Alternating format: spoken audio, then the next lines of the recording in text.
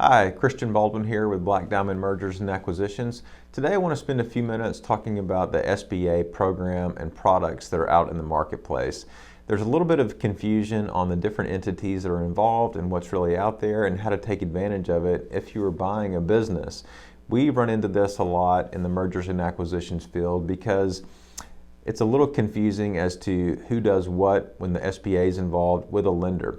One of the things that you need to remember is you still have to deal with a local lender that's going to loan the money. Therefore, they have really the majority say in what happens between your interest rate and things like cash injections and things like that that are going to be required. The SBA really doesn't lend money per se. They reduce the lender's risk by providing a guarantee of some portion of the loan that's going to be used to finance an acquisition. Now the SBA has a few different programs.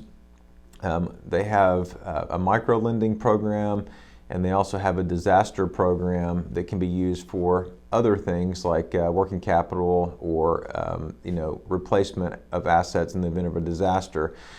We don't run into those as much doing what we do. We normally fall into two different buckets, and that is the SBA 7A program or the 504 program.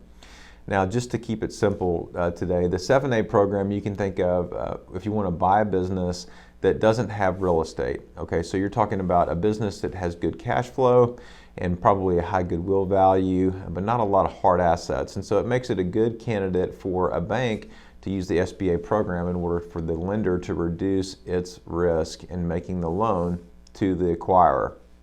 504 program, on the other hand, is designed more for your longer term assets like real estate and things like that. Now, if you go to a lender and say, hey, look, I think I want to use the SBA program, you still have to go through their underwriting process. Typically, they're going to require a minimum of 10% down on the deal, and that's a minimum. So the bank can actually say, you know what, we want to require 15% or maybe 20% even down on this particular deal. Now you can go to the seller and try to get the seller to agree to some form of seller financing, but it really depends on the overall debt service coverage ratio for the entire debt package, primary and secondary, if you have a secondary note, what that looks like.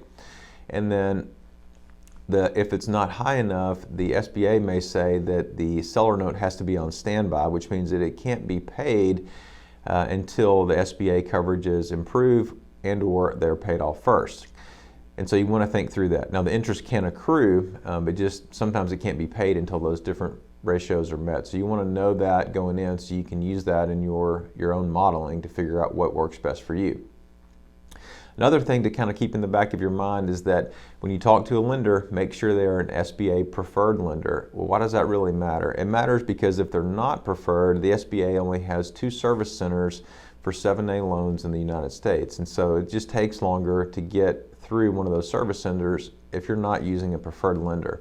So, right out of the gate, make sure you're using a bank that's familiar with the program, and the key phrase is, are you a preferred SBA lender? And if they are, then you should be in good hands there, and they should know how to navigate this process. There's a few other nuances that you may come across in terms of the documentation required from the buyer and the seller.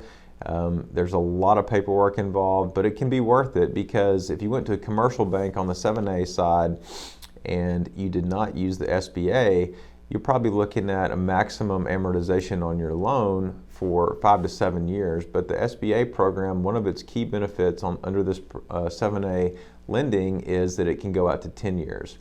So there's some great advantages for it if you know the right questions to ask. If you need help in any of these situations, please don't hesitate to reach out to us. Our team has done lots of these transactions, and we're here to help in any way we can. Thanks a lot, and look forward to talking to you next time.